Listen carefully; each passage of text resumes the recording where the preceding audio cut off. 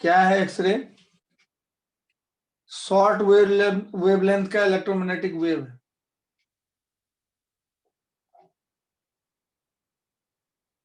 Electromagnetic wave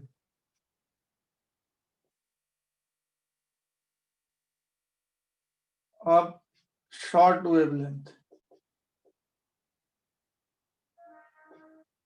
0.1 angstrom से लेके हम लोग 150 एंगस्ट्रॉम तक एक्सरे इलेक्ट्रोमैग्नेटिक रेडिएशन को एक्सरे बोलते हैं। और ये रॉन्टजन ने अपने एक्सपेरिमेंट में पाया था, कैथोड रे एक्सपेरिमेंट रॉन्टजन कर रहा था। तो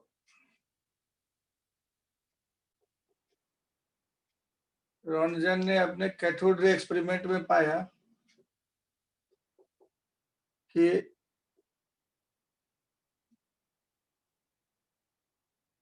low pressure and high voltage पे ये वैक्यूम ट्यूब था।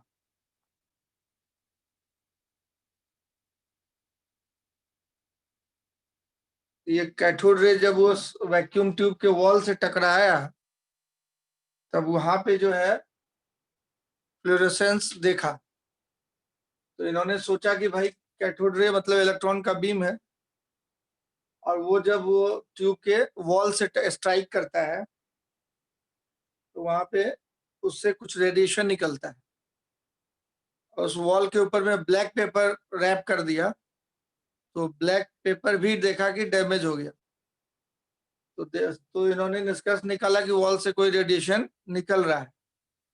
जब हाई मूविंग इलेक्ट्रॉन किसी टारगेट को हिट करता है तो एक्सरे निकलता है। फोटो इलेक्ट्रिक इफेक्ट में देखे थे हम लोग कि इलेक्ट्रोमैग्नेटिक रेडिएशन मेटल के सरफेस को हिट करता है तो इलेक्ट्रॉन निकलता है। और यहाँ पे हम लोग देखे उसका रिवर्स, इलेक्ट्रॉन जब टकराएगा किसी मेटल के सरफेस पे तो रेडिएशन मिलेगा। वो रेडिएशन इनविजिबल था, तो रॉन्टजन को पता नहीं था कि भाई कौन सा रेडिएशन निकल रहा है।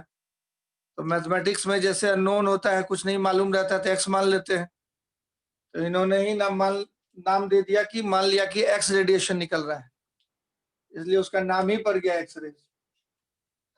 मालूम नहीं था कि कौन सा रेडिएशन निकला, एक्स रेडिएशन बोल दिया तो उसका नाम पड़ गया x ray.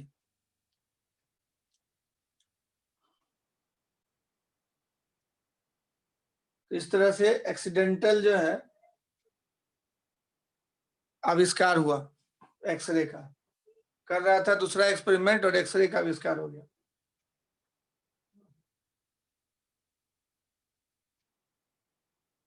When cathode rays strikes the wall of evacuated tube, then it affect the black paper wrapped on the wall,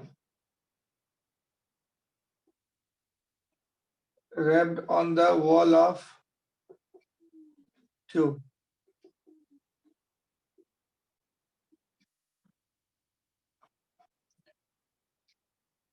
Cathode ray strike the wall of evacuated tube, then it affect the black paper wrapped on the wall of tube. So this invisible radiation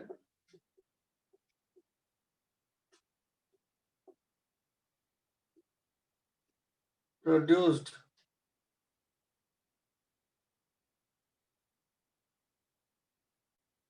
by collision of electron on the wall of tube is named as X-ray.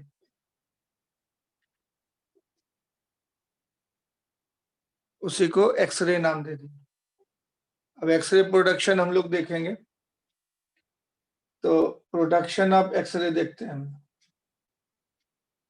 कैसे production commercially कैसे production किया जाता है x ray. उसके लिए जो tube use किया जाता है उसको कुलिस ट्यूब बोलते हैं।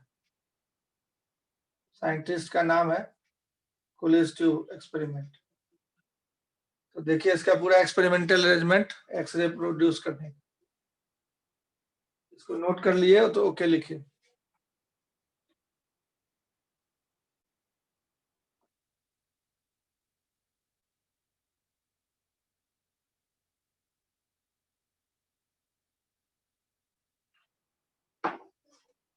लो वेवलेंथ का है, हाई एनर्जी होगा। लो wavelength means high energy.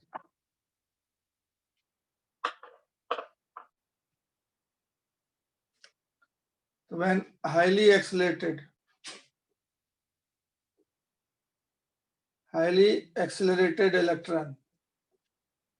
Electron को एक्सलेट करा देंगे, इलेक्ट्रॉन का बीम जो है एक्सलेट करा देंगे, स्ट्राइक्स द मेटल टारगेट। तो मेटल टारगेट जनरली प्लेटिनम का लेते हैं,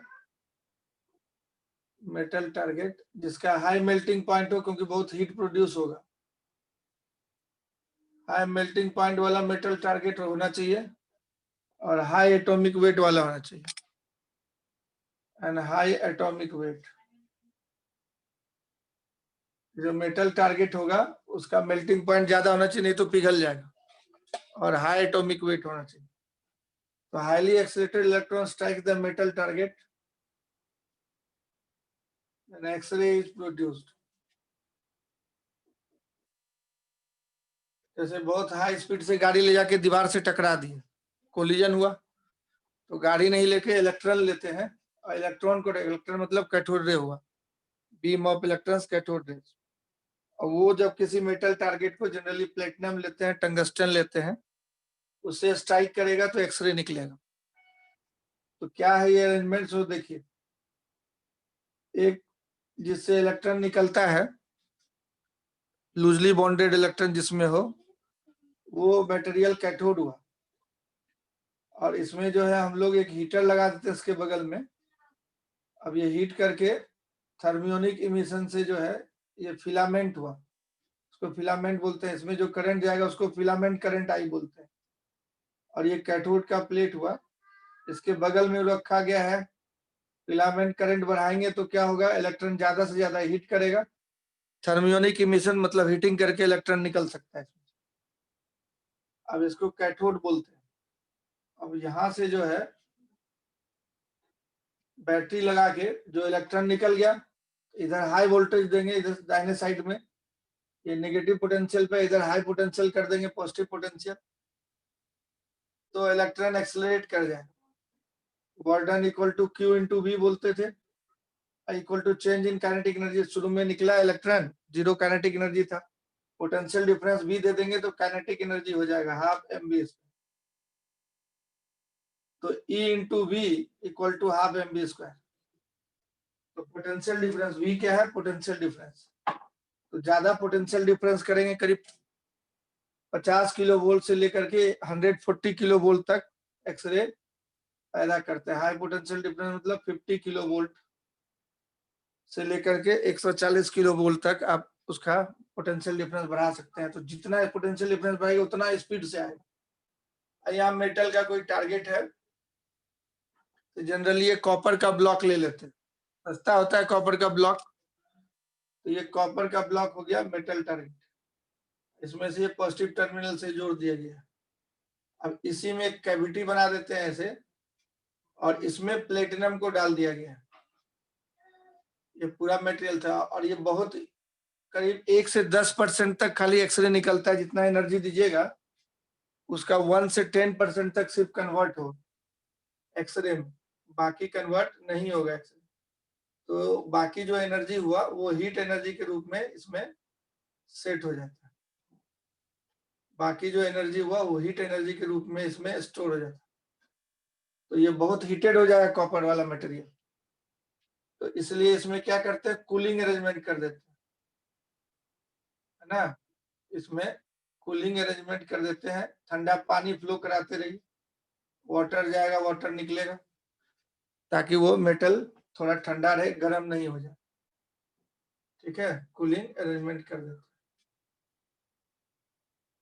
ये कॉपर का था, सस्ता होता है कॉपर, प्लेटिनम बहुत महंगा होता है।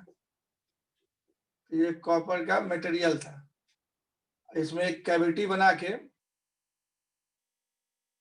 कॉपर मेटल है ये, इसमें एक कैविटी बना के इसी में प्लेटिनम को डाल देंगे, इसमें प्लेटिनम को डाल देते हैं। ये पूरा पोर्शन जो है प्लेटिनम का हो गया, रेड वाला कलर से दिखा रहे हैं, इसके अंदर में प्लेटिनम डाल दिया, इसके अंदर में प्लेटिनम डाल दिया गया है ना। अब इसको हीट करने से इस पूरे को एक ट्यूब में बंद कर दिया, एक ट्यूब में बंद कर दिया, यही कुलिंग ट्यूब कहलाता है। इस ट्यूब में इसको बंद कर दिया है पूरा अरेंजमेंट को।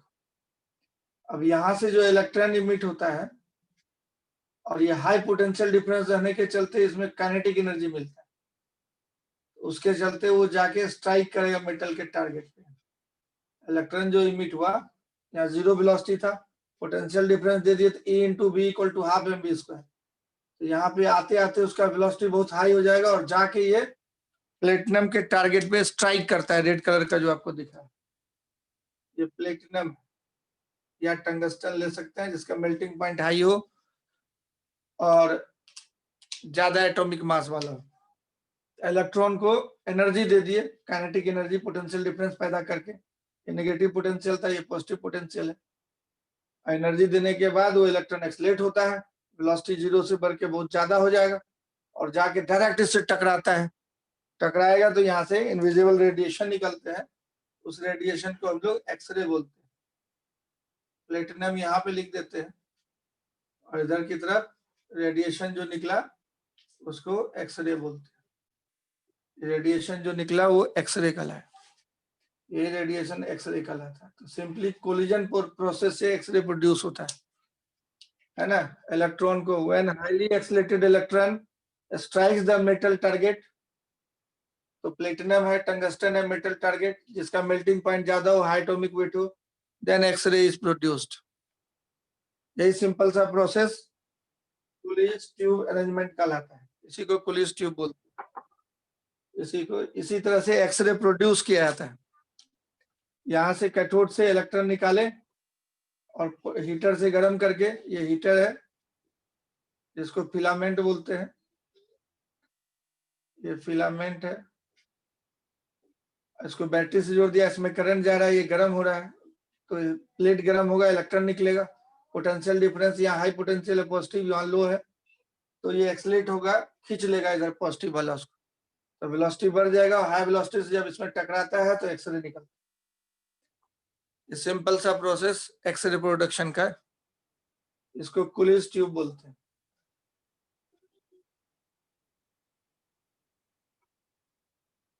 समझ में आ गया होगा एक्सरे कैसे पैदा हुआ। अब एक्सरे जो पैदा होगा, यहाँ पे क्वालिटी और क्वांटिटी दोनों का ख्याल रखना है। खास तादाद में एक्सरे पैदा हो, और क्वालिटी मतलब इतना ताकतवर हो कि आपके शरीर में घुस पाए हुए एक्सरे, कमजोर एक्सरे नहीं पैदा हो। दो तरह के एक्सरे होता है, हार्ड एक्सरे और सॉफ्ट एक्सरे। तो हार्ड एक्सरे और सॉफ्ट एक्सरे दो टाइप का। तो based on penetration power, X-ray का टाइप जो हम लोग बोलते हैं, तो based on penetration power, based on penetration power, penetration power, तो दो तरह का इसमें डिवाइड करेंगे। एक होगा हार्ड एक्सरे और दूसरा होगा सॉफ्ट एक्सरे। हार्ड एक्सरे और सॉफ्ट एक्सरे। हार्ड एक्सरे का मतलब मोर एनर्जी, मोर एनर्जी का मतलब लेस वेवलेंथ वाला, मोर पेनिट्रेशन पावर, है ना, मोर पेनिट्रेशन पावर, तो वो हार्ड एक्सरे कहलाता है। सॉफ्ट एक्सरे का मतलब लेस एनर्जी, हाई वेवलेंथ वाला एक्सरे। वेवलेंथ ज्यादा होगा तो एनर्जी कम हो, लो पेनिट्रेशन पावर रहता है। लो पेनिट्रेशन पावर है, इसको सॉफ्ट एक्सरे बोलते हैं। और बेस्ड ऑन कोलिजन मैकेनिज्म, ऐसा कोलिजन हुआ, जो कोलिजन हो रहा है इलेक्ट्रॉन का, हाईली मूविंग इलेक्ट्रॉन टकरा रहा है मेटल टारगेट से, ये क्या है, प्लेटिनम से टकरा रहा है। ये क्या था, कॉपर था, तो कॉपर में प्लेटिनम रख दिया अंदर कैविटी में, उसी से इलेक्ट्रॉन जाके टकराया प्लेटिनम से। और उसके कोलिजन कैसा हुआ है, इंटरनल मैकेनिज्म है। बेस्ड ऑन कोलिजन प्रोसेस दो तरह का एक्सरे बोलते हैं, एक होता है कंटिन्यूअस एक्सरे और एक होता है कैरेक्टरिस्टिक एक्सरे।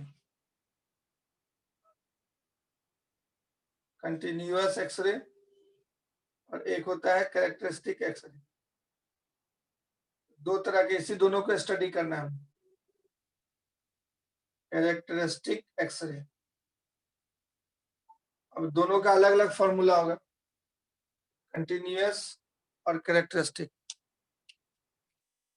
तो दो तरह का एक्सरे होगा, कंटिन्यूअस एक्सरे और कैरेक्टरिस्टिक एक्सरे। जल्दी से लिख लीजिए इसको फटाफट, तो हम लोग जो है चेंज करें, मिटाएं।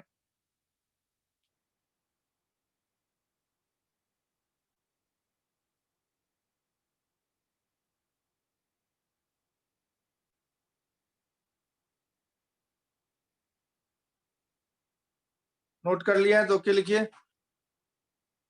समझ में आ गया ये सबको प्रोसेस? तो अब देखिए दो तरह का एक्सरे है, तो देखते हैं कोलिजन के बेसिस पे हम लोग डिफाइन करेंगे कि एक्सरे दो तरह। अब इसमें जो है, जो अभी कोलिज ट्यूब आप देखे, उसमें इफेक्ट ऑफ फिलामेंट करंट क्या होगा। तो फिलामेंट करंट बढ़ाएंगे तो आप ज्यादा से ज्यादा इलेक्ट्रॉन निकलेगा, लेकिन उसका काइनेटिक एनर्जी नहीं बढ़ेगा, तादाद बढ़ेगा इलेक्ट्रॉन। फिलामेंट करंट को अगर हम लोग इंक्रीज करा दें, फिलामेंट करंट को आई से देते हैं, आई अगर इंक्रीज करा दें तो नंबर ऑफ इलेक्ट्रॉन्स इंक्रीज करें, ज्यादा इलेक्ट्रॉन पैदा हो, इंक्रीज करें तो ज्यादा इलेक्ट्रॉन पैदा होगा। एक खास पोटेंशियल डिफरेंस मेंटेन रखे हैं, तो ज्यादा से ज्यादा इलेक्ट्रॉन मेटल टारगेट से टकराएगा, तो ज्यादा क्वांटिटी में एक्सरे पैदा हो। So it controls the quantity of X-ray, quality नहीं, quantity of X-ray।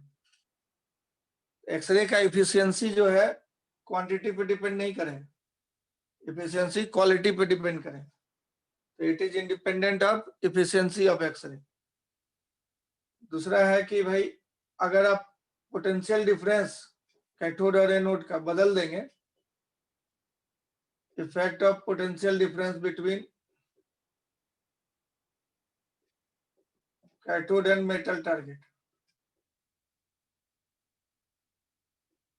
जहां से इलेक्ट्रॉन निकल रहा था वो कैथोड कहलाया, और जिसमें टकरा रहा था वो मेटल टारगेट कहलाया। तो V जो है जिसको बोलते हैं पोटेंशियल डिफरेंस, अगर पोटेंशियल डिफरेंस बढ़ाएंगे तो ज्यादा काइनेटिक एनर्जी से जाके टकराएगा, तो ज्यादा एनर्जी वाला एक्सरे निकलेगा, तो क्वालिटी को कंट्रोल कर सकते हैं इससे। With increase in potential difference, kinetic energy of electron increases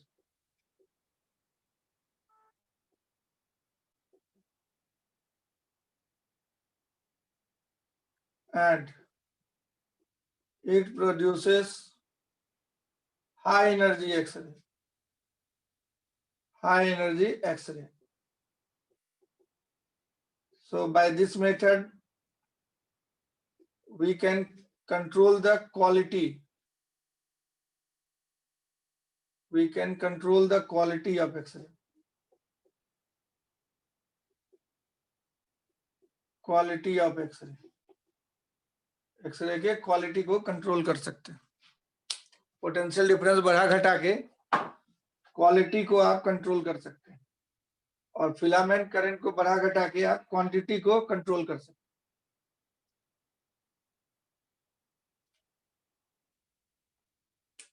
अब जरा देखिए दो तरह का जो एक्सरे होता है, तो उसमें से देखते हैं सबसे पहले हम लोग कैरेक्टरिस्टिक एक्सरे। इसका मैकेनिज्म क्या होगा? अब देखिए इलेक्ट्रॉन जाके वो मेटल टारगेट प्लेटिनम से टकराया, तो कोई जाके देख नहीं रहा है कि कोलिजन कैसा हुआ, नेकेड आई से हम लोग देख नहीं रहे हैं कि कोलिजन कैसा हुआ, तो उसको हम लोग गेस कर सकते हैं किस तरह का होगा। तो कैरेक्टरिस्टिक एक्सरे का मैकेनिज्म क्या है वो बता रहे हैं। तो जैसे कि भाई मेटल टारगेट है, तो हर एक मेटल के अंदर में एटम है और एटम में इलेक्ट्रॉन है। ये न्यूक्लियस है, न्यूक्लियस के चारों तरफ ऑर्बिट में इलेक्ट्रॉन घूम रहे हैं, डिफरेंट डिफरेंट ऑर्बिट होंगे, जितना एटॉमिक नंबर ज्यादा है उतना ज्यादा ऑर्बिट। ये न्यूक्लियस है, जेड ही उसमें जेड एटॉमिक नंबर हुआ मेटल का।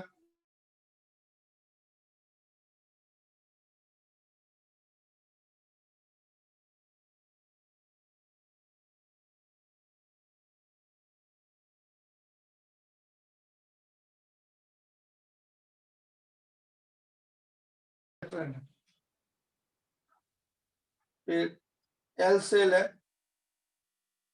इसके ऑर्बिट में 8 इलेक्ट्रॉन।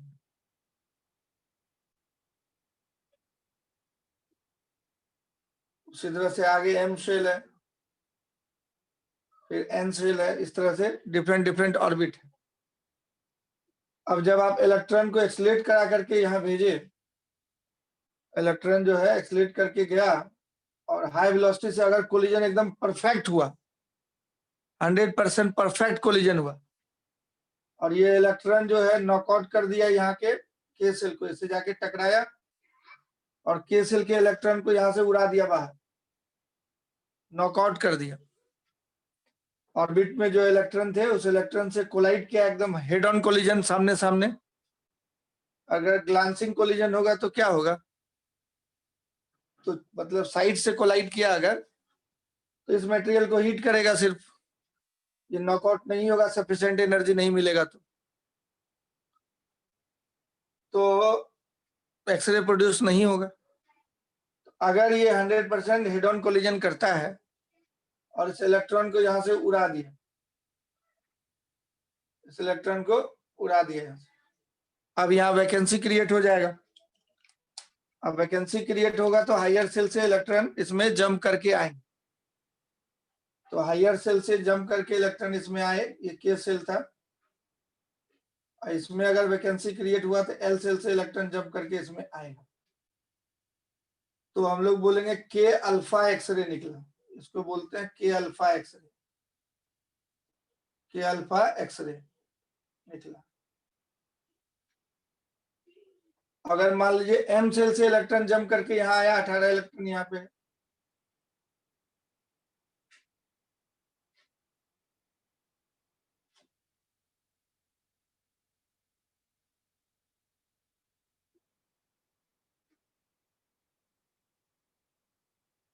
अगर मान लीजिए एम सेल से जंप करके यहाँ पे इलेक्ट्रॉन आया एम सेल से, तो बोलेंगे क्या कि के बीटा एक्सरे निकला, इसको बोलेंगे के बीटा। इसी तरह से जब भी के सेल में आएगा तो के सीरीज एक्सरे बोलते हैं। इस तरह से सीरीज ऑफ एक्सरे मिलेगा, उसको बोलते हैं K series X-ray. n equal to 1 है, के सेल मतलब n equal to 1। Higher shell से फर्स्ट सेल में आया अगर जंप करके, जो वैकेंसी क्रिएट हुआ था इलेक्ट्रॉन, तो उसको के सीरीज एक्सरे बोलते हैं। तो हायर जस्ट के सेल में जस्ट हायर से आया तो अल्फा, उसके हायर के हायर से आया तो बीटा, इसके हायर के हायर से आएगा तो गामा। इस तरह से के सीरीज एक्सरे मिलेगा। अब मान लीजिए कि भाई ये जो है एल सेल से इलेक्ट्रॉन इसमें जंप करके सपोज आ गया, दूसरा प्रोसेस सपोज जंप करके आ गया, तो यहाँ वैकेंसी क्रिएट हो जाएगा, ये फुलफिल हो जाएगा। अब इसके हायर सेल से एल सेल में आ सकता है इलेक्ट्रॉन जंप करके, तो एल अल्फा एक्सरे बोले, या इसके हायर के हायर से आएगा यहाँ पे, तो उसको एल बीटा बोलेंगे। तो अगर हायर से जो है जंप करके इसमें आता है, इसको एल अल्फा एक्सरे। फिर इसके हायर के हायर से आएगा एन सेल से, एल में आया तो एल बीटा एक्सरे। इस तरह से एल सीरीज एक्सरे तब उसको बोले, एंड सो ऑन। ये प्रोसेस जारी रहे। तो ये नॉकआउट होने के चलते इलेक्ट्रॉन को उड़ा देता है, यहाँ से बाहर निकाल देता है, तो यहाँ वैकेंसी क्रिएट हो जाता है। उस वैकेंसी को फुलफिल करने के लिए हायर ऑर्बिट से इलेक्ट्रॉन जंप करके इसमें आते हैं। तो जो इलेक्ट्रॉन इसमें जंप करके आएगा उसके कोरस्पॉन्डिंग नाम होगा। और जानते हैं आप एटॉमिक स्ट्रक्चर में पढ़े थे कि हर ऑर्बिट का फिक्स्ड एनर्जी होता है। अब अगर इससे जंप करके इसमें आया तो खास एनर्जी का एक्सरे निकले। जब यहां से जंप करके ट्रांजिशन करके आएगा ये, तो खास एनर्जी का एक्सरे निकलेगा। ये एक्सरे कहलाएगा खास एनर्जी। वहां से जंप करके यहाँ आया तो दोनों के एनर्जी डिफरेंस के बराबर एक्सरे निकले। और अगर इस ऑर्बिट से जंप करके यहाँ पे इलेक्ट्रॉन आया तो इसके कोरस्पॉन्डिंग दोनों के एनर्जी डिफरेंस के बराबर एक्सरे निकलेगा। तो मतलब एक्सरे का वेवलेंथ मेजर करके एनर्जी मेजर कर सकते हैं hc/λ फॉर्मूला से, और उससे पता चल जाएगा कि आपको किस ऑर्बिट से किस ऑर्बिट में जंप किया। और हर एक एटम के लिए जो है एटॉमिक नंबर अलग होता है, एनर्जी एटॉमिक नंबर पे भी डिपेंड करता है। तो हम लोग को ये पता चल जाएगा किस एटम से निकला है वो, मतलब वो बता देगा कैरेक्टर कि किसका बच्चा है। प्लेटिनम का है, टंगस्टन का है, कोबाल्ट का है, जिंक का है, किसका किससे एक्सरे निकला है, उस एलिमेंट का पता चल जाएगा, एटॉमिक नंबर पता कर सकते हैं। जैसे हर इंसान का फेस जो है जिन के हिसाब से अलग अलग होता है, पता चल जाता है किसका बच्चा है। तो किस एलिमेंट से निकला है, किस एटम से निकला है एक्सरे, वो पता आप कर सकते हैं उसके वेवलेंथ को मेजर करके, एनर्जी को मेजर करके। इसलिए इसका नाम डाला गया कि एटम का कैरेक्टर बता देगा, किस एलिमेंट से निकला वो पता चल जाएगा। इसलिए इसका नाम दिया है कि ये कैरेक्टरिस्टिक एक्सरे, कैरेक्टर बताता है। तो एनर्जी डिफरेंस खास खास होता है। एनर्जी हर एटॉमिक नंबर के कोरस्पॉन्डिंग हर ऑर्बिट का एनर्जी होता है फिक्स्ड। अब जिस ऑर्बिट से जिसमें जंप किया उसके एनर्जी डिफरेंस के इक्विवेलेंट एक्सरे निकलेगा, तो उससे पता चल जाएगा कि भाई कौन से एटम का है, कौन से एलिमेंट से निकला है और कहां से कहां ट्रांजिशन हुआ है। इसलिए इसका नाम होता है कैरेक्टरिस्टिक एक्सरे। तो अगर मान लीजिए कि हम लोग इसमें के अल्फा एक्सरे के लिए क्वेश्चन लिखे, के अल्फा एक्सरे के लिए क्वेश्चन लिखे, जैसे मान लीजिए कि के अल्फा एक्सरे के लिए आपको वेवलेंथ निकालना है, तो या इसका फ्रीक्वेंसी निकालना है। तो 1 वेवलेंथ आप पढ़े थे एटॉमिक स्ट्रक्चर में। तो यहाँ पे जेड के बदले एक करेक्शन किया था, उसको स्क्रीनिंग कांस्टेंट बोलते हैं। जेड में एक करेक्शन किया था, इसलिए यहाँ पे जेड नहीं लिख करके, क्योंकि बोस थ्योरी तो सिंगल इलेक्ट्रॉन जिसमें होता है उसके लिए खाली वैलिड है। हाइड्रोजन एटम के लिए या हाइड्रोजन लाइक के लिए सिंगल इलेक्ट्रॉन वाले जितने एटम थे उसके लिए वैलिड था। इसमें तो बहुत सारे इलेक्ट्रॉन है, इसलिए जेड में करेक्शन होता है, जेड इफेक्टिव उसको बोलते हैं। ये पहले आर इन्फिनिटी जो बोलते थे आप, न्यूक्लियस को स्टेशनरी मान के, 1/n1 स्क्वायर, n1 इसके लिए हमेशा 1 हो जाए, तो 1/1 square minus 1/n2 square. n2 का वैल्यू कुछ भी हो सकता है, 2, 3, 4, 5, 6 इस तरह।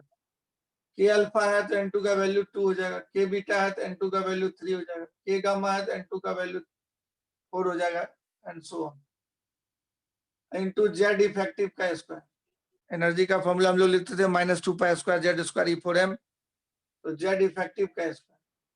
अब ये जेड इफेक्टिव कैसे निकालेंगे, उसी चीज को समझना है। तो वेयर जेड, तब ये किसी भी एलिमेंट के लिए लगेगा फॉर्मूला। अब जेड इफेक्टिव बोलते हैं जेड माइनस बी को, where B is known as screening constant, B is known as screening constant, B is known as screening constant. अब के अल्फा के लिए बी का वैल्यू 1 होता है, कैसे, तो वो बताने वाले हैं। अभी तक जितना बोले ये सारी बातें आप समझे, यस और नो? हायर ऑर्बिट से के सेल में जंप करेगा इलेक्ट्रॉन तो के सीरीज एक्सरे मिलेगा। के अल्फा के लिए n1 1 और n2 2 हो जाएगा। के अल्फा लिख दिए हैं तो n2 का वैल्यू यहाँ 2 डाल सकते हैं, 1/2 स्क्वायर हो जाएगा। और के अल्फा के लिए n2 का वैल्यू 2 हो जाएगा।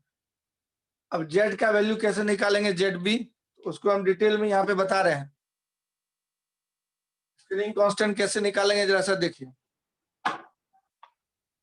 तो how to find screening constant, K alpha के लिए 1 होता है, हमने बोला कैसे समझे कि 1 होगा बी का वैल्यू। तो how to find screening constant जरा देखिए, how to find screening constant, screening constant B, ये कैसे निकालते हैं देखिए। तो के अल्फा के लिए बात हम कर रहे हैं, ये न्यूक्लियस था अपना, जेड एटॉमिक नंबर था, उतना ही इलेक्ट्रॉन उतना ही प्रोटॉन होता है, तो जेड ही हो गया चार्ज न्यूक्लियस, और ये फर्स्ट ऑर्बिट था। अब के अल्फा एक्सरे में एक इलेक्ट्रॉन नॉकआउट हो गया है, भाग गया बाहर, और 2 इलेक्ट्रॉन है इसमें, उसमें से एक इलेक्ट्रॉन नॉकआउट हो गया। अब इसको फुलफिल करने के लिए के अल्फा के लिए के जस्ट आगे जो सेल है, एल सेल से इलेक्ट्रॉन जंप करके यहाँ आएगा। इसमें 8 इलेक्ट्रॉन थे, 3 4 5 6 7 8 इलेक्ट्रॉन थे इसमें। अब के अल्फा की खाली बात हम कर रहे हैं, तो इसको फुलफिल करने के लिए जब ये इलेक्ट्रॉन जंप करके यहाँ आता है इसमें, तब जो एक्सरे निकलता है उसको के अल्फा एक्सरे बोलते हैं, इसको बोलते हैं के अल्फा एक्सरे।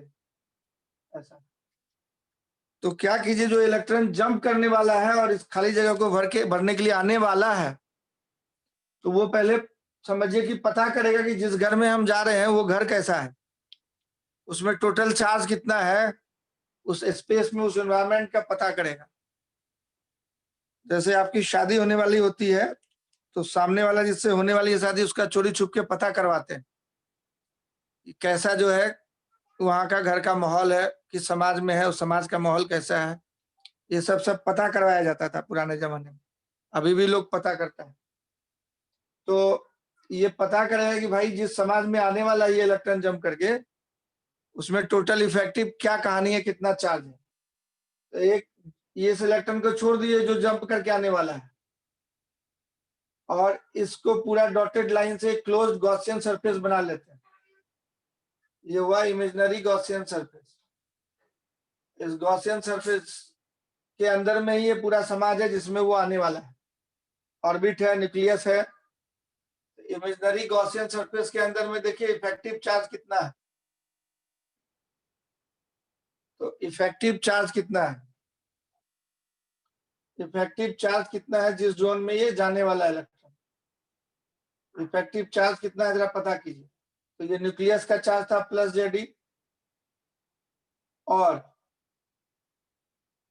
और इस ऑर्बिट में एक इलेक्ट्रॉन तो बाहर निकल गया है, नॉकआउट हो गया है, एक ही इलेक्ट्रॉन बचा है इसमें, इस इलेक्ट्रॉन का चार्ज माइनस हो, ऑर्बिट में इलेक्ट्रॉन घूमते रहता है माइनस, तो इफेक्टिव चार्ज हो गया Z-1 इंटू ई, इसी को बोलते हैं जेड इफेक्टिव इंटू ई। और जेड इफेक्टिव को आप बोलते थे Z-B, तो बी की जगह पे 1 आएगा। अब जेड इफेक्टिव को आप यहाँ पे हो गया Z-1 बराबर Z-B से तुलना कर दीजिए, तो बी का वैल्यू 1 आएगा।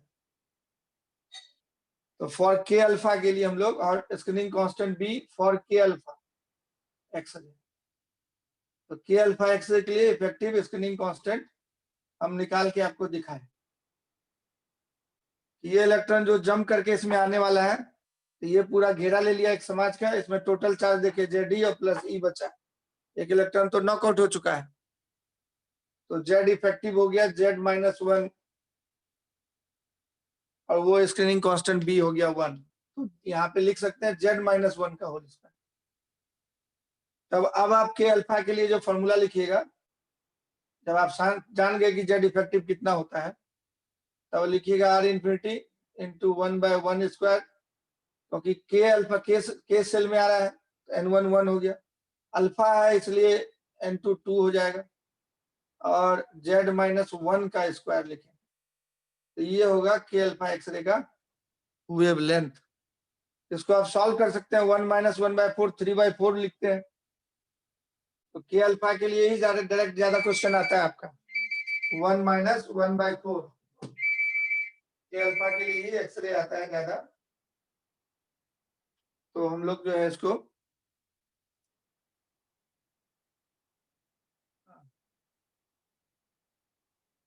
सुन रहे हैं? नहीं अभी फ्री नहीं है, बाद में बात करें। तो ये हो गया 1 माइनस 1/4, 4 माइनस 1 3/4 हो गया। तो 3/4 आर इन्फिनिटी जेड माइनस 1 का होल स्क्वायर, है ना? ऐसा आया तो वेवलेंथ अब आप निकाल सकते हैं। जो मेटल दिया रहेगा उसका एटॉमिक नंबर मालूम रहेगा, जेड डाल देंगे। और आर का वैल्यू रिडबर्ग कांस्टेंट का पता है आपको। तो 1/r इन्फिनिटी आपको बताए थे 911.5 एंगस्ट्रॉम। कैलकुलेशन करने में काम आएगा आपको। तो इस तरह से लैम्डा वेवलेंथ निकाल सकते हैं। समझ में आ गई ये बात? अब मान लीजिए के बीटा के लिए निकालना है हमको स्क्रीनिंग कांस्टेंट, तो वो भी निकाल सकते हैं। ये समझ में आया? यस और नो? तो स्क्रीनिंग कांस्टेंट का वैल्यू के अल्फा के लिए 1 होगा, बी का वैल्यू 1 होगा। तो जेड नहीं लिख के जेड माइनस 1 का होल स्क्वायर लिखिए। तो मेनी मोर इलेक्ट्रॉन थ्योरी के लिए भी वैलिड हो गया। जेड में करेक्शन कर दिया गया।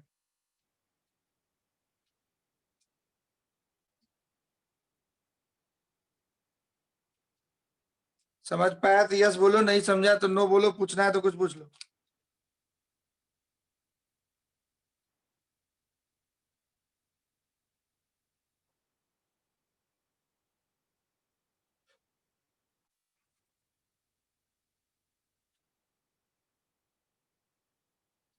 के अल्फा एक्स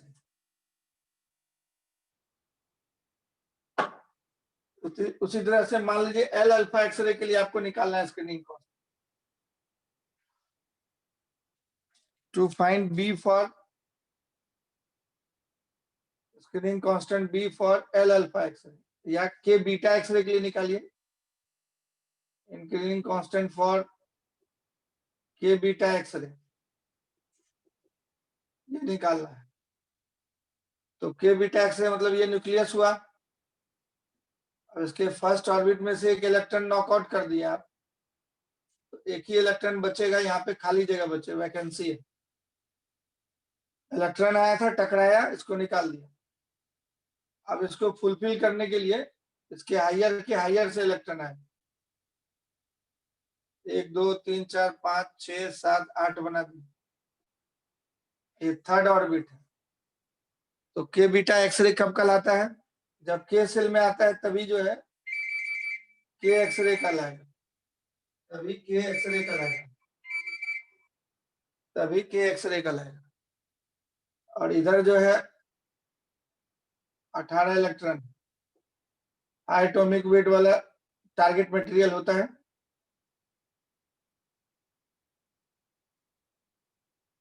11 12 13 14 15 16। अब ये एल सेल है, एल सेल से के सेल में आता है तो उसको के अल्फा एक्सरे बोलते हैं। और एम सेल से आएगा के सेल में तो उसको के बीटा एक्सरे बोले। ये इलेक्ट्रॉन जंप करके यहाँ आना चाहता है, तो आने से पहले पता करेगा सराउंडिंग में कितना टोटल चार्ज से घिरा हुआ जगह है। तो ये इमेजिनरी गॉसियन सरफेस ले लिए, imaginary Gaussian surface, imaginary Gaussian surface. इसके लिए जेड इफेक्टिव टोटल चार्ज निकालिए, नेट इफेक्टिव चार्ज बताइए कितना हो गॉसियन सरफेस के अंदर। Total charge inside the Gaussian surface देखिए कितना है। तो गॉसियन सरफेस के अंदर में कितना है? तो यहाँ 8 इलेक्ट्रॉन था, तो -80 हो गया फर्स्ट ऑर्बिट में। फर्स्ट ऑर्बिट में कितना हो गया? -80। और ये वाला इस वाले में, और इसमें जो सेकेंड ऑर्बिट में मतलब इस वाले में कितना होगा? -E। और ये एक इलेक्ट्रॉन तो निकल गया था, नॉकआउट हो गया था। और न्यूक्लियस में चार्ज है जेड। तो टोटल हो गया Z माइनस 9 इंटू, इसी को बोलते हैं Z इफेक्टिव इंटू ई। तो Z इफेक्टिव हो गया यहाँ पे Z माइनस 9। अब इसको Z माइनस बी से कंपेयर करेंगे तो बी हमारा आ जाएगा 9 के। इस तरह से स्क्रीनिंग कांस्टेंट आप निकाल सकते हैं। समझ पाया, यस और नो?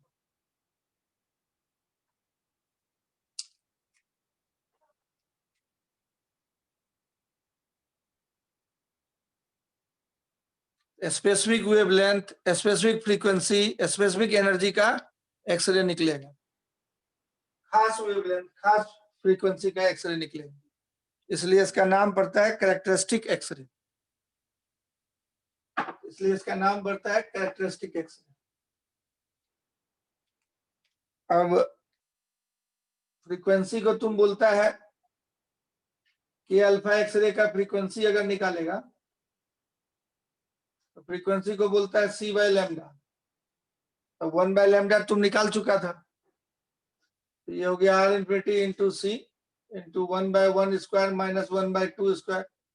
कि अल्फा एक्सरे का मतलब हो गया N11 N22 और Z इफेक्टिव हो जाएगा Z minus 1 into Z minus 1 का होल स्क्वायर। यही था न्यू का वैल्यू। तो ये 1 माइनस 1/4 3/4 हो जाएगा, 3RC/4 इंटू Z माइनस 1 का होल स्क्वायर। ये के अल्फा एक्सरे के लिए तुम्हारा फ्रीक्वेंसी हुआ, इसको बोले फ्रीक्वेंसी। तो सी से सिर्फ मल्टीप्लाई हो गया और कुछ नहीं, इसको बोले फ्रीक्वेंसी ऑफ के अल्फा एक्सरे। के अल्फा एक्सरे। अब इसका रूट ले लें अगर हम लोग, ये हो जाएगा √3RC/4 इंटू Z माइनस 1। ऐसा हो गया। ये मोसले लॉ के फॉर्मेट में ला दिए। एक साइंटिस्ट था मोसले, जिसने पीरियोडिक टेबल पहले सजा रहता था बढ़ते हुए एटॉमिक वेट के ऑर्डर में। बाद में उन्होंने कन्वर्ट करवा दिया उसको कि एटॉमिक नंबर के ऑर्डर में, बढ़ते हुए एटॉमिक नंबर के ऑर्डर में सजाई। उन्होंने बोला कि एटॉमिक नंबर फंडामेंटल प्रॉपर्टी है किसी भी एलिमेंट। देखिए मोसलेज लॉ 27 साल में एक्सपायर कर गए थे, 27 इयर्स में ही फर्स्ट वर्ल्ड वॉर में एक्सपायर कर गए। तो उसके पहले ही इन्होंने पीरियोडिक टेबल को चेंज करवा दिया था, 27 ईयर के पहले। तो मोसले लॉ क्या कहता है कि इन्होंने डिफरेंट डिफरेंट एलिमेंट से डिफ्रैक्शन करवा करके इन्होंने सारे वेव का फ्रीक्वेंसी मेजर किया और उसको पोजीशन नंबर के हिसाब से प्लॉट किया। तो फ्रीक्वेंसी जो रेडिएशन निकल रहा था उसका रूट लेकर के पोजीशन नंबर के टर्म में ग्राफ खींचा। इसके साथ ग्राफ खींचा तो ये देखा ऑलमोस्ट स्ट्रेट लाइन आ रहा है। ये ग्राफ ऑलमोस्ट स्ट्रेट लाइन है। पोजीशन नंबर Z के साथ ग्राफ खींचा, स्क्वायर रूट ऑफ फ्रीक्वेंसी का ग्राफ इन्होंने खींचा तो वो देखा square root of frequency is directly proportional to position number Z, इन्होंने बोला। तो इसलिए इन्होंने कहा कि भाई जो है एटॉमिक नंबर या पोजीशन नंबर फंडामेंटल जो है प्रॉपर्टी है किसी भी एलिमेंट का। He plotted the graph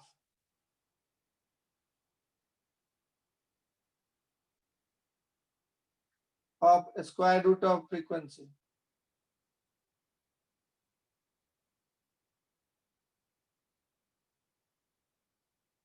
of X-ray with position number,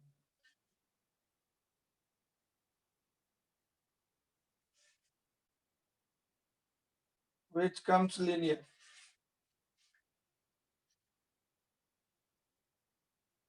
So he pointed out that atomic number or position number is the fundamental property. position number is the fundamental property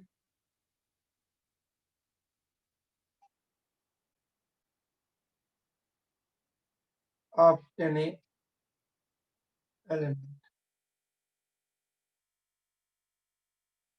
तो periodic table में correction करवा दिया था इन्होंने। पहले nickel होता था, बाद में कोबाल्ट होता था। तो इन्होंने जो ये रूट फ्रीक्वेंसी का इक्वेशन दिया, a into Z minus B, ये लॉ दिया था, मोस्ले लॉ कहलाता है। देखो हम जो कैरेक्टरिस्टिक एक्सरे अल्फा का उसी तरह से ले आए, तो मोस्ले के हिसाब से जो a था वो इतना हो जाएगा, अब b जो था वो 1 हो जाएगा। मोस्ले लॉ इसी फॉर्मेट में एक्सप्रेस किया गया है कि अल्फा के लिए फ्रीक्वेंसी हम निकाल के ऊपर रखे हुए हैं। अब इससे इसको मैच कराओ, ये पूरा वैल्यू a की तरह होगी।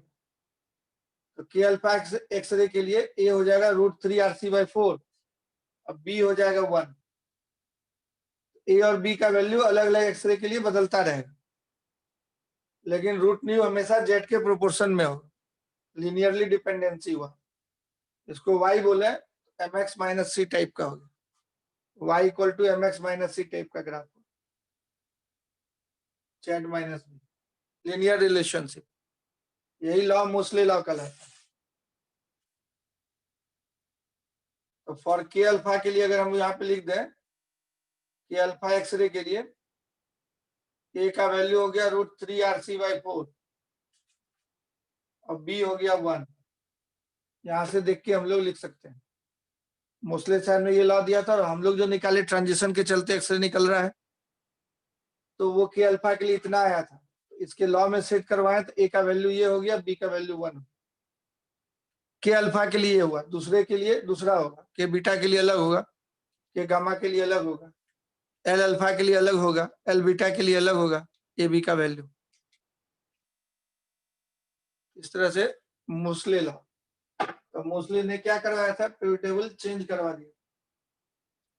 पीरियोडिक टेबल में पहले निकेल आता था, फिर कोबाल्ट आता था, है ना पहले। बाद में इन्होंने मोस्ले लॉ आने के बाद कोबाल्ट पहले हो गया, निकेल बाद में। कोबाल्ट का कितना एटॉमिक नंबर है, टाइप करो। कोबाल्ट और निकेल का एटॉमिक नंबर टाइप करो, एटॉमिक मास टाइप करो।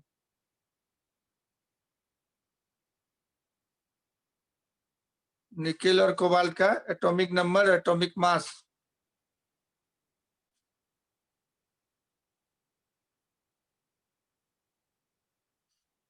पीयूष गुप्ता,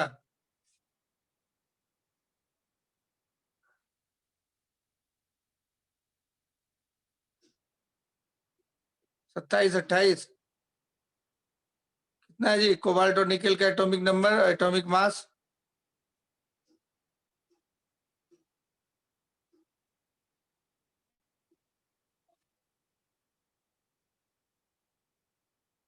नहीं पता है।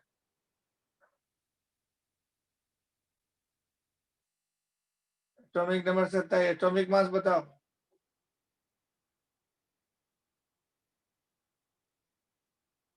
अगल बगल है, 26, 27 नहीं होगा, 27, 28 होगा या 26, 27 होगा।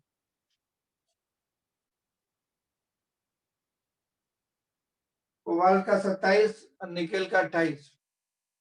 एटॉमिक मास इसका जो है पहले एटॉमिक मास के बेसिस पे सजाया गया था, तो ज्यादा वाला एटॉमिक मास का ज्यादा बोलता था, उसका एटॉमिक मास था 58.9, ये था 58.7।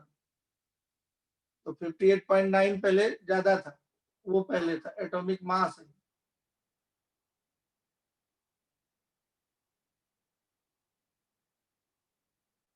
है ना। एटॉमिक नंबर इसका था 28, इसका था 27, बाद में चेंज करवा दिया, 27 वाला यहाँ आ गया। तो एटॉमिक मास ज्यादा वाला पहले आता था, कम वाला बाद में आता था, पीरियोडिक टेबल को चेंज करा दिया।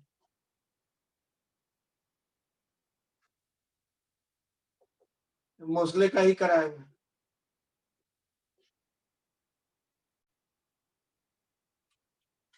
खैर हम लोग को फिजिक्स पॉइंट ऑफ व्यू से याद रखना है root nu equal to A Z minus B, Moseley law. Next हम लोग देखते हैं दूसरे टाइप का X-ray, continuous X-ray. Continuous X-ray में जो है क्या होता है, कंटिन्यूअस एक्सरे में जो है हम लोग, कंटिन्यूअस नाम क्यों पड़ा है, उसमें स्पेसिफिक वेवलेंथ होता था कैरेक्टरिस्टिक एक्सरे में, खास वेवलेंथ मिलता था।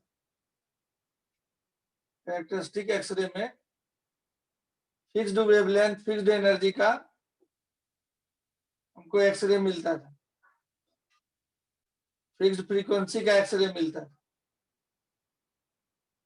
फिक्स्ड एनर्जी का एक्सरे मिलता था, स्पेसिफिक बोल सकते हैं, स्पेसिफिक वेवलेंथ का एक्सरे मिलता था, खास वेवलेंथ का। इसमें रेंज ऑफ वेवलेंथ होगा, इसलिए कंटिन्यूअस नाम दिया गया, रेंज ऑफ वेवलेंथ। तो depending on the mechanism of collision, इसको कैसे एक्सप्लेन करते हैं सो देखो। तो ये जो तुम्हारा मेटल टारगेट था प्लेटिनम, ये प्लेटिनम है। अब इसमें से बहुत हाई वेलोसिटी से इलेक्ट्रॉन आ रहा है और आके यहाँ टकराया, तो कोलिजन होने के बाद अब कोलिजन प्रोसेस हो सकता है बहुत तरीके से। ये मेटल टारगेट से इलेक्ट्रॉन, हाईली एक्सीलरेटेड इलेक्ट्रॉन टकरा रहा है, मेटल टारगेट है, और टकराने से जस्ट पहले स्पीड v बोल रहा है, ये जस्ट बिफोर कोलिजन सीन बना है, ये यहीं पे है, पास में ही है, जस्ट बिफोर कोलिजन हटा के बना है, टकराने से पहले उसका वेलोसिटी v है, इलेक्ट्रॉन का कोलाइड कराने वाला है, मेटल टारगेट से टकराने वाला है। तो अब अगर यहाँ पे इसका जो कोलिजन परफेक्ट कोलिजन नहीं हुआ, उसके एटॉमिक इलेक्ट्रॉन से ये परफेक्टली नहीं टकराया, मान लो साइड से टकरा गया, ग्लांसिंग कोलिजन हुआ, इसका बार बार सेवरल कोलिजन इसमें होते रहेंगे, इधर उधर टकरा के इसका एनर्जी धीरे धीरे रिड्यूस होगा और सब हीट एनर्जी में कन्वर्ट होगा, तो इसका कुछ भी जो है एनर्जी यूज नहीं हुआ, तो जीरो एनर्जी का एक्सरे निकलेगा। If collision is not perfect, case 1 ले रहे हैं, if collision is not perfect, collision is imperfect, collision is not perfect, inter atomic space है तो बगल से टकरा के निकल गया, तो थोड़ा बहुत उसको जो है वाइब्रेशन से मिलेगा, मॉलिक्यूल सब, एटम सबको, तो सारा जो है हीट एनर्जी में कन्वर्ट होगा। कोलिजन इज ग्लांसिंग, उसको ग्लांसिंग कोलिजन बोलते हैं। And no X-ray is emitted, no X-ray, that is zero energy X-ray is emitted. No X-ray मतलब जीरो एनर्जी का एक्सरे।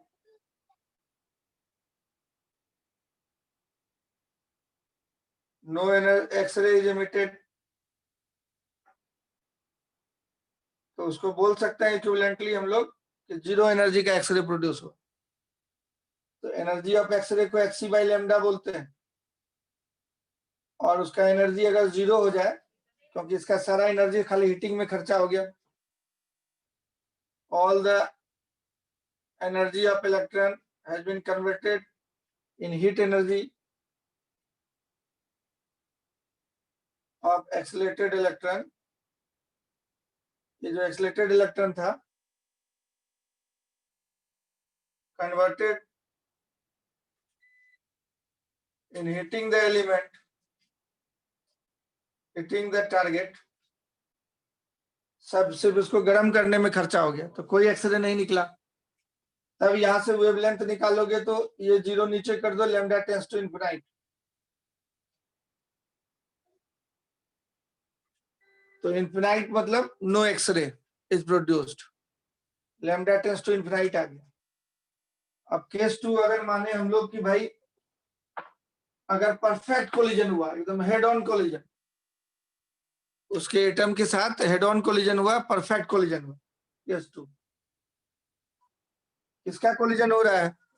कैथोड से जो इलेक्ट्रॉन निकलवाए थे और पोटेंशियल डिफरेंस दिए थे कैथोड और मेटल टारगेट के बीच में, उसके चलते उसका वेलोसिटी बढ़ के बहुत ज्यादा हो गया और ये जाके डायरेक्ट टकरा रहे हैं। When collision of electron is accelerated electron produced from cathode electron is perfect. Accelerated electron with metal target is perfect.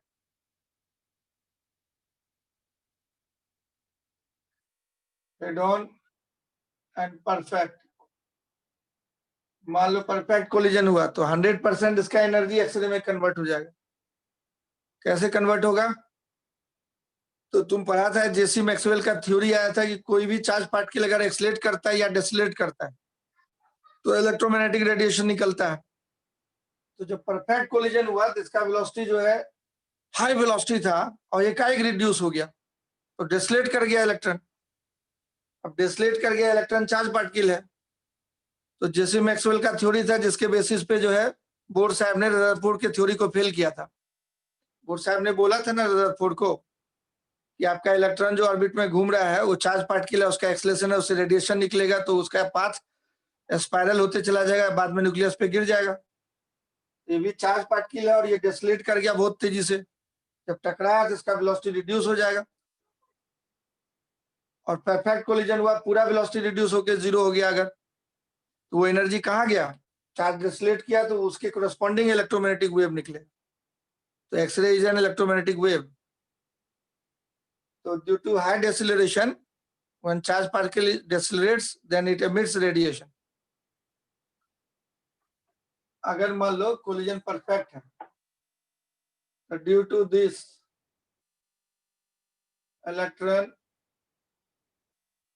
loses its velocity and according to J.C. Maxwell theory, J.C. Maxwell का theory आया था and accelerated or decelerated charge particle, accelerated or decelerated charge particle, decelerated charge particle will emit electromagnetic radiation, will emit electromagnetic radiation, will emit electromagnetic radiation. So here X-ray radiation is produced. तो electron डिसलेट कर गया, x ray produce हुआ। क्या produce हुआ? X ray. अब पूरा का पूरा एनर्जी यूज कर लिए तो कितना एनर्जी था इसका? Half mv square, mass of electron m है, इतना एनर्जी था। ये किसके बराबर था? हाफ mv स्क्वायर ईबी के बराबर। पोटेंशियल डिफरेंस हम लोग दे करके ये वेलोसिटी पैदा किए थे। मतलब शुरुआत से बोले तो इलेक्ट्रॉन पैदा हुआ कैथोड से, पोटेंशियल डिफरेंस भी दिए थे तो वो एक्सलेट हो गया था। तो हाफ mv स्क्वायर को ईबी बोलेंगे हम लोग, तो EB equal to hc by lambda के बराबर हो जाएगा। Half mv square hc by lambda हो गया, हाफ mv स्क्वायर इसके बराबर था। तो इसके करस्पॉन्डिंग वेवलेंथ जो मिलेगा, ये पूरा का पूरा एनर्जी यूज कर लिए तो लैम्डा मिनिमम, जो आपको इसको लैम्डा मिनिमम बोलते हैं, मिनिमम होगा तो मैक्सिमम एनर्जी यूज हुआ। तो लैम्डा मिनिमम हो गया hc बाय ईबी। अब hc बाय ई का वैल्यू हम लोग 12,400 एंगस्ट्रॉम लिखते हैं, बाय बी यहाँ पे लिख दिए वोल्ट में, 12,400 एंगस्ट्रॉम। इतने वेवलेंथ का एक्सरे निकले। तो आप देखिए कि भाई मिनिमम इतना वेवलेंथ का निकलेगा एक्सरे।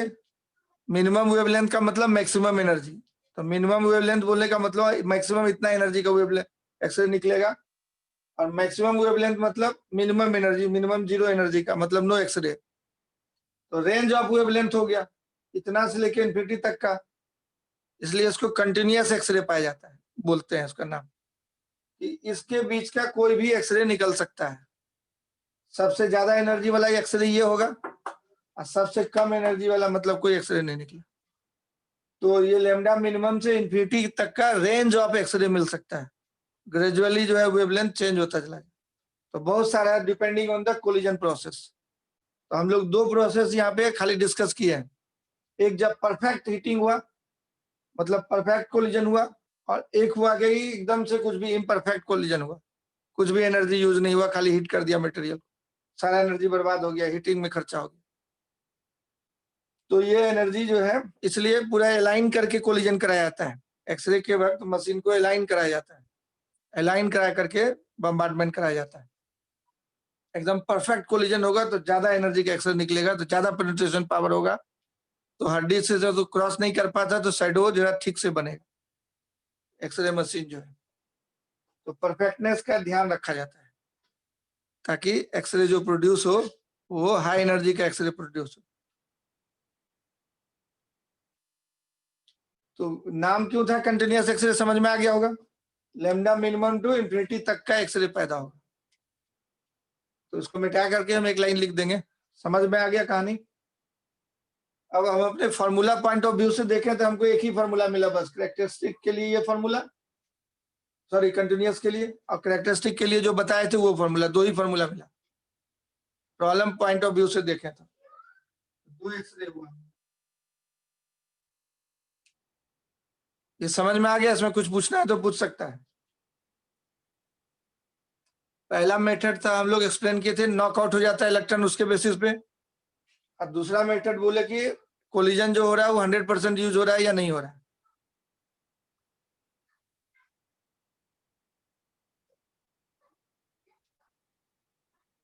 चार्ज पार्टिकल डिस्लेट करेगा तो एक्सरे निकलेगा।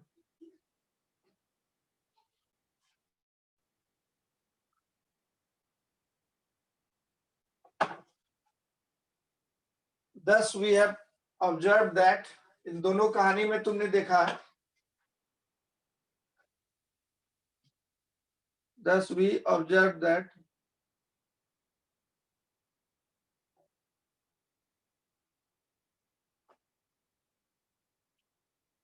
lambda minimum to lambda tends to infinite wavelength of X-ray can be produced depending on the collision process. That is why it is known as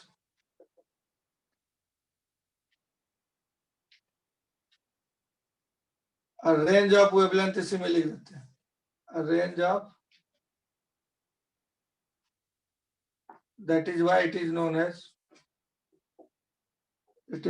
as continuous X-ray,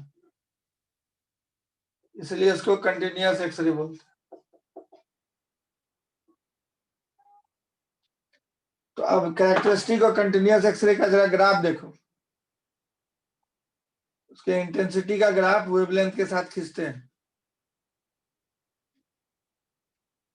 और wavelength का graph जब खींचेंगे, इस पे भी question रहता है। तो जितना एनर्जी का तुम्हारा इलेक्ट्रॉन था उससे ज्यादा एनर्जी का तो नहीं निकलेगा एक्सरे, इसलिए वेवलेंथ कम से कम, ज्यादा एनर्जी वाला एक्सरे के लिए मिनिमम वेवलेंथ ही आता है, जीरो वेवलेंथ नहीं हो सकता। वेवलेंथ जीरो होने का मतलब हुआ कि इनफाइनाइट एनर्जी का आप इलेक्ट्रॉन लेके जा रहे हैं, तो एनर्जी तो फाइनाइट रहता है, इसलिए कुछ फाइनाइट वैल्यू मिलेगा यहाँ पे लैम्डा मिनिमम का, जीरो से ज्यादा।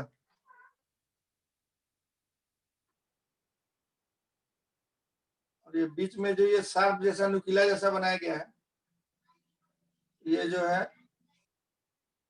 कैरेक्टरिस्टिक एक्सरे का फोटो, और धीरे धीरे ये वेवलेंथ टेंड्स टू इंफिनिटी कर रहे हैं, मतलब zero energy, lambda tends to infinity कर रहे हैं, वो जीरो एनर्जी का एक्सरे।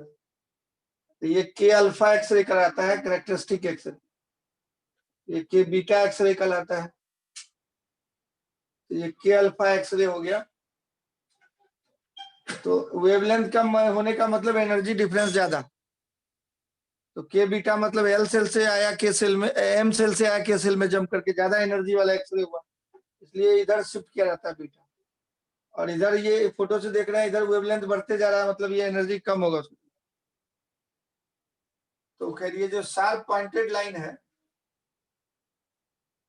इस वेवलेंथ के कोरस्पॉन्डिंग जो शार्प पॉइंटेड लाइन है, तो ये कैरेक्टरिस्टिक एक्सरे कहलाता है। ये दोनों इस फोटो में तुमसे पूछेगा इस तरह का क्वेश्चन देकर के, कौन सा पार्ट कंटिन्यूअस एक्सरे है, कौन सा कैरेक्टरिस्टिक एक्सरे है।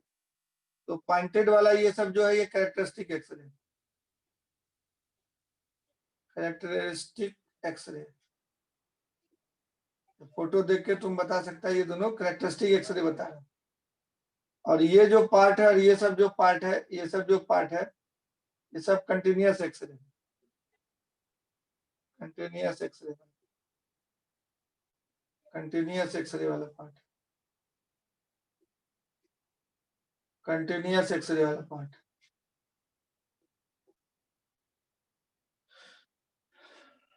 और वेवलेंथ देखो, नो एक्सरे का मतलब वेवलेंथ इंफिनिटी हो जाए। इस तरह का ग्राफ होता है। तो नुकीला पॉइंटेड जो है शार्प एक खास वैल्यू वेवलेंथ के पे मिल रहा है, वो कहलाता है कैरेक्टरिस्टिक एक्सरे। इस पॉइंट के कोरस्पॉन्डिंग खास वेवलेंथ का एक्सरे मिलेगा, इसलिए वो कैरेक्टरिस्टिक एक्सरे कहलाता है। तो यही दो तरह का एक्सरे था। तो फाइनली फॉर्मूला का सम अप करें हम लोग, तो फॉर्मूला हमारे लिए एक हो गया कैरेक्टरिस्टिक एक्सरे वाला। कैरेक्टरिस्टिक एक्सरे वाला फॉर्मूला हो गया सबसे पहला कि 1/λ equal to 1/r infinity into 1/, ये रिडबर्ग कांस्टेंट है, n1 square minus 1/n2 square into Z effective, Z minus B का होल स्क्वायर। और फ्रीक्वेंसी को लिखोगे तो आरसी कर देते हैं इसी में, न्यू बाई सी से मल्टीप्लाई कर दें तो फ्रीक्वेंसी में कन्वर्ट हो जेड माइनस बी का होल स्क्वायर। तो लैम्डा के टर्म में चाहे फ्रीक्वेंसी के टर्म में एक ही बात हुई। इसी को मोस्टली लॉ के स्टाइल में लिखते हैं तो root nu equal to A Z minus B का होल स्क्वायर। Z minus B whole square root ले लिए तो खत्म हो गया, ऐसा मोस्टली लॉ है। उसी को इस फॉर्मेट में ला सकते हैं हम।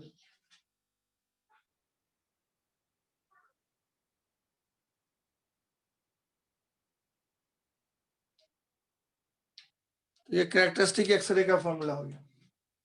अब कैरेक्टरिस्टिक एक्सरे के लिए पर्टिकुलर के अल्फा के लिए लिख देते हैं, क्योंकि बार बार एग्जाम में पूछता है उसको।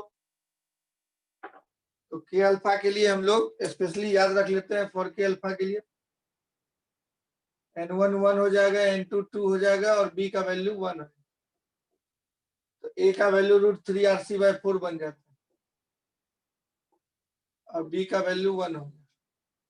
तो यहाँ पे डालेंगे तो न्यू इक्वल टू वही हो जाएगा rc 1/1 square minus 1/2 square into Z minus 1 का होल स्क्वायर। यही √3/4 हो जाता है, रूट लेने के बाद ये ऐसा वाला बन जाता है। तो के अल्फा के लिए कहानी है। चलो ये पहला फार्मूला का हुआ, सारा डिस्कशन करके लिखे। दूसरा है कंटिन्यूअस एक्सरे। तो कंटिन्यूअस एक्सरे में हमारा जो है एक ही फार्मूला मिला, ईबी से आप तुम जो है एक्सलेट कराता था इलेक्ट्रॉन को, और ये पूरा एक्सरे में कन्वर्ट हो गया तो लैम्डा मिनिमम इतना, मिनिमम लैम्डा मतलब मैक्सिमम एनर्जी यूज हुआ। तो ये कट ऑफ वेवलेंथ का आता है लैम्डा मिनिमम, इसके नीचे कोई भी वेवलेंथ नहीं मिलेगा, इसलिए लैम्डा मिनिमम को कट ऑफ वेवलेंथ भी बोलते हैं। मतलब इसके नीचे संभव नहीं है, ज्यादा एनर्जी, जितना एनर्जी था ये ईबी उसके करस्पॉन्डिंग वेवलेंथ कहलाता है लैम्डा मिनिमम। इससे ज्यादा एनर्जी सप्लाई नहीं किए थे, उससे ज्यादा एनर्जी के एक्सरे नहीं मिले, तो लैम्डा मिनिमम को कट ऑफ वेवलेंथ भी बोलते हैं। इकलौता फॉर्मूला ये बना तुम्हारा। तो दोनों से एक एक फॉर्मूला मिला। अब इसमें सी से मल्टीप्लाई करके इसी को दूसरे तरीके से, इसी को दूसरे तरीके से लिखा गया, एक ही चीज है, खाली तरीका लिखने का अलग अलग। एक एक फॉर्मूला दोनों से है। इसको हम लोग दूसरे तरीके से लिखे तो hc/e/v बोल देंगे। तो अगर उसका ऊपर वैल्यू जो है सारा कन्वर्ट कर दें तब ये एंगस्ट्रम में है। तो ये दो फार्मूला हम लोग को काम का हुआ। अब तीसरा जो है एक्स्ट्रा एक चीज हम बताते हैं, एब्जॉर्प्शन ऑफ एक्सरे। तो मान लीजिए कोई टी थिकनेस का बॉडी है और इसे एक्सरे पास करवा रहे हैं, तो यहाँ से एक्स दूरी पे जाके डीएक्स थिकनेस पे विचार करते हैं और एक्सरे इसमें से पास कर रहा है, कुछ इंटेंसिटी है। इस डीएक्स थिकनेस में जो एब्जॉर्ब हुआ, मान लीजिए डीएक्स थिकनेस में यहाँ पे आई था और एब्जॉर्ब हो गया, तो इधर इंटेंसिटी कम हो जाएगा। तो इन डीएक्स थिकनेस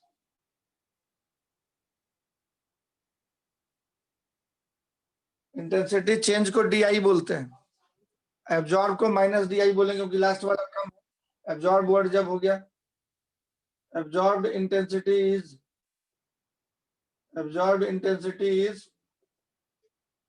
minus di.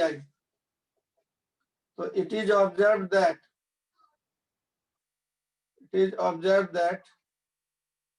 ये जो absorbed intensity हुआ इस ds thickness में,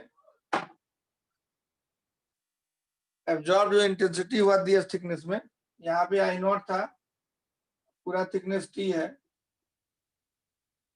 और यह पूरा, हाँ ये x है, तो minus D I proportional to उस समय जो इंटेंसिटी था उसके प्रोपोर्शन में होता है, आई के प्रोपोर्शन, और प्रोपोर्शनल टू थिकनेस के बराबर होता है। तो दोनों को मिला दें तो minus D I equal to या proportional to I D X बोलेंगे। अब प्रोपोर्शनलिटी कांस्टेंट कुछ होगा, उसको बी लिख देते हैं। तो अब D I by I minus D I by I equal to B D X. अब इसको इंटीग्रेट कर दिए, minus D I by I B D X. अब इसमें शुरुआत में एक्स इक्वल टू 0 पे इंटेंसिटी आई नॉट था अगर, और टी थिकनेस पे इंटेंसिटी अगर मान लीजिए कि आई बचा, या एक्स के टर्म में ही लिख देते हैं, एक्स थिकनेस पे इंटेंसिटी आई बचा, एब्जॉर्ब करते करते आई बचा, ये लॉग में आ जाएगा फॉर्मूला, लॉग आई हो जाएगा, लिमिट डाल देंगे, log I by I naught हो जाएगा, माइनस उधर भेज देते हैं बी एक्स, तो I equal to I naught E to the power minus B X हो जाएगा इसको सॉल्व करने के। ये फॉर्मूला आ गया हम लोग के इंटेंसिटी, एक्सपोनेंशियली एब्जॉर्ब होता है।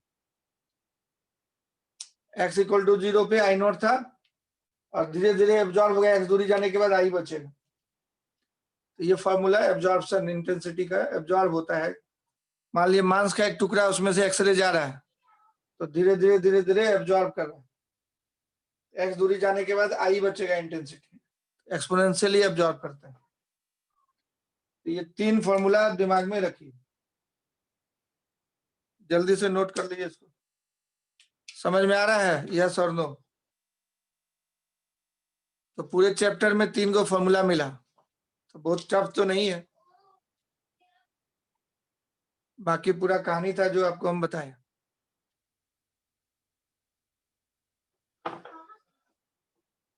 अब एक्सरे का वेवलेंथ तो बहुत कम होता है,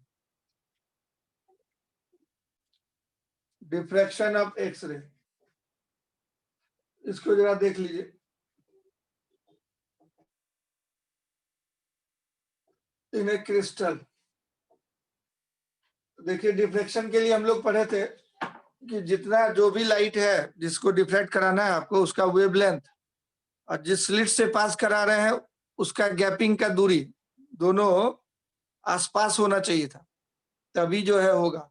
बड़ा सा गेट रहेगा, उसमें पतला आदमी दौड़ के जाएगा तो सीधे पास कर जाएगा, तो डिफ्रैक्ट नहीं होगा।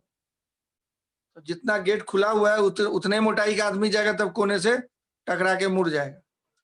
तो वही बात यहाँ भी होता है कि एक्सरे का जो वेवलेंथ है वो 0.1 एंगस्ट्रम से 150 एंगस्ट्रम था। वेवलेंथ जो होता है एक्सरे का बहुत कम होता है, मतलब energy high, 0.1 angstrom to 150 angstrom होता है ये।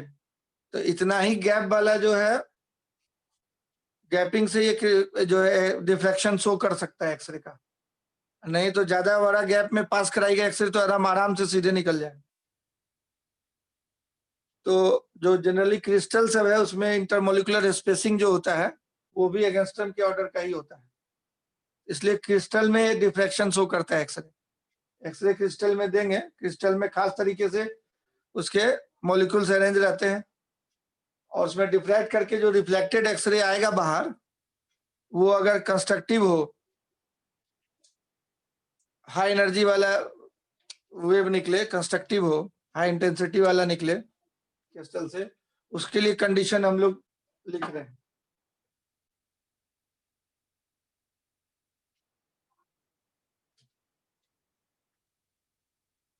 wavelength of X-ray is small.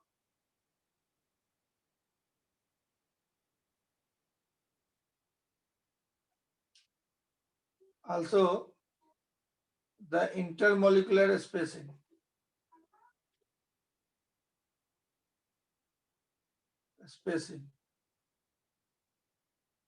In any crystal is also of the order of angstrom.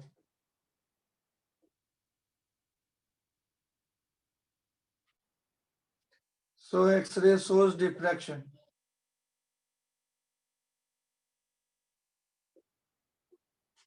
X-ray shows diffraction in crystal. तो ब्रैक साहब ने जो है रिफ्लेक्टेड एक्सरे का डिफ्रैक्शन को स्टडी किया था, तो ब्रैक्स लॉ कहलाता है। तो क्रिस्टल में मॉलिक्यूल सब अरेंज रहते हैं खास ऑर्डर में, उसी के हिसाब से उसका शेप होता है। इन दोनों सबका स्पेसिंग फिक्स रहता है, बड़ा करके हम दिखा रहे हैं। अब इसमें एक्सरे दिया और बाद में जो रिटर्न रिफ्लेक्टेड एक्सरे आया, रिफ्लेक्ट करते करते रिफ्लेक्ट करके आया, तो वो कंस्ट्रक्टिव हो, उसके लिए कंडीशन क्या देंगे? तो path difference equal to N lambda करने वाले।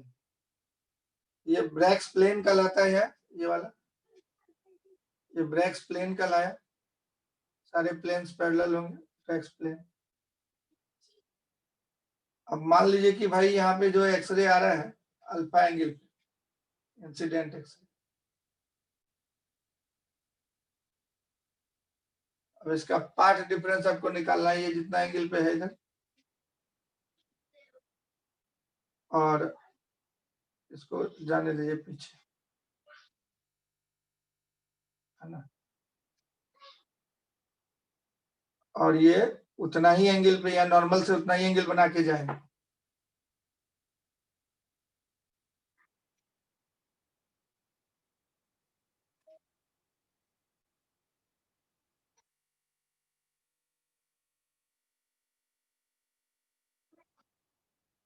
तो यहीं पे इंसिडेंट कराई, यहाँ ठीक इसके सामने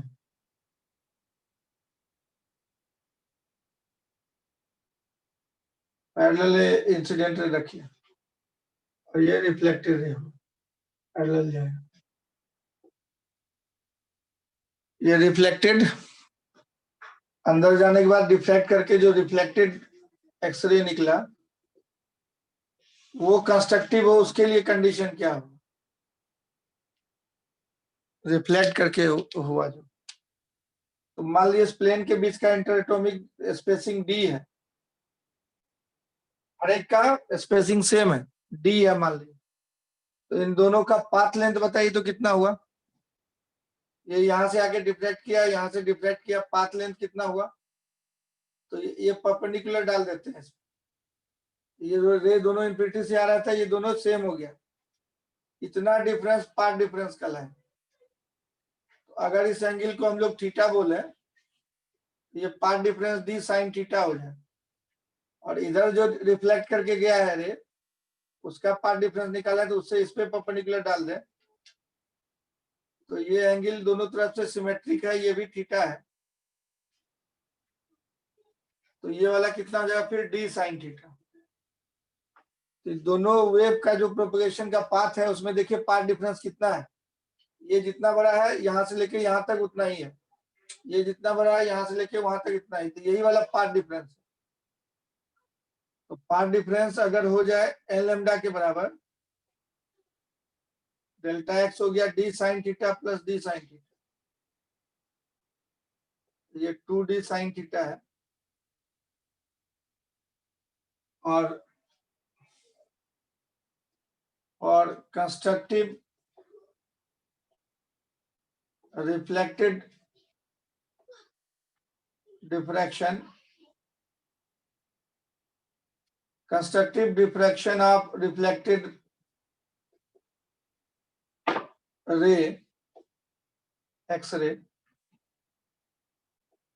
कंस्ट्रक्टिव डिफ्रैक्शन के लिए कंडीशन होगा path difference equal to N lambda, यही कंडीशन होता है। तो 2d sine theta equal to N lambda. अब खास खास डी फिक्स है, खास खास थीटा पे आएगा तभी जाके ये ऐसा होगा इंटीग्रल मल्टीपल ऑफ लैम्डा। ये कंडीशन हो गया जो है constructive diffraction of reflected x,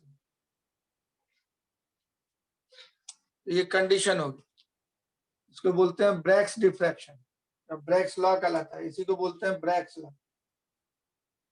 और डी क्या है, इंटर एटॉमिक स्पेसिंग बोलते हैं।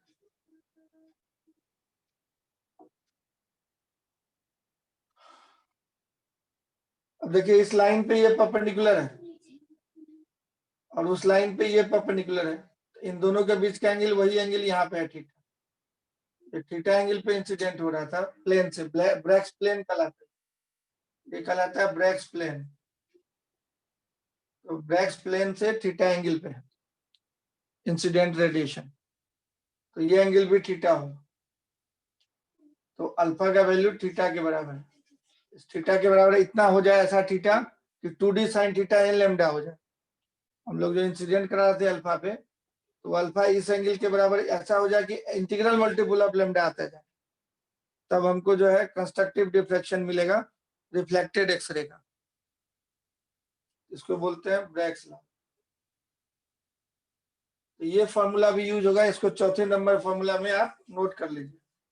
3 फॉर्मूले का लिस्ट दिए थे और डिफ्रैक्शन के केस में क्वेश्चन देगा तो ये चौथा फॉर्मूला यूज होगा, बस इससे ज्यादा फॉर्मूला नहीं है एक्सरे में, बस इससे ज्यादा फॉर्मूला नहीं है। This is all about X-ray. कल इन सारे पे क्वेश्चन करेंगे। सीधी बात करें तो 4 फॉर्मूला हम लोग को मिला फाइनली। तो 4 फॉर्मूला हम लोग को क्या क्या मिला, तो सीधी बात करें तो पहला फॉर्मूला मिला था root nu equal to A Z minus B, और दूसरा फॉर्मूला मिला हम लोगों को लैम्डा इक्वल टू वो जो है EB equal to H C by lambda minimum, और तीसरा फॉर्मूला मिला इंटेंसिटी वाला I equal to I naught E to the power minus B X, और चौथा फॉर्मूला मिला हमको 2d sine theta equal to L. बस इतना ही फॉर्मूला एक्सरे में। यह है कैरेक्टरिस्टिक एक्सरे के लिए, कैरेक्टरिस्टिक एक्सरे के लिए, और ये है कंटिन्यूअस एक्सरे के लिए, ये है कंटिन्यूअस एक्सरे के लिए, ये है एब्जॉर्प्शन ऑफ एनर्जी के लिए, एब्जॉर्प्शन ऑफ एक्सरे के लिए, और ये है आपका Bragg's law diffraction, Bragg's diffraction. यही 4 फॉर्मूला ओवरऑल डिफ्रैक्शन पे हम लोग को एक्सरे में है, बस यही एक्सरे का कहानी है। जितना आप डिस्कशन देखे उसमें से निचोड़ यही है। अब जो भी क्वेश्चन बनेगा इसी से बनेगा। साथ में ग्राफ में बताए थे जहां पॉइंटेड सरफेस है वो कैरेक्टरिस्टिक एक्सरे है, और जो कंटिन्यूअस है वो कंटिन्यूअस एक्सरे है। तो this is all about the theory of X-ray. Will solve problems on it in next class. इतना ही रहने देते हैं, इस पे सारे क्वेश्चंस आप घर से करके आइए।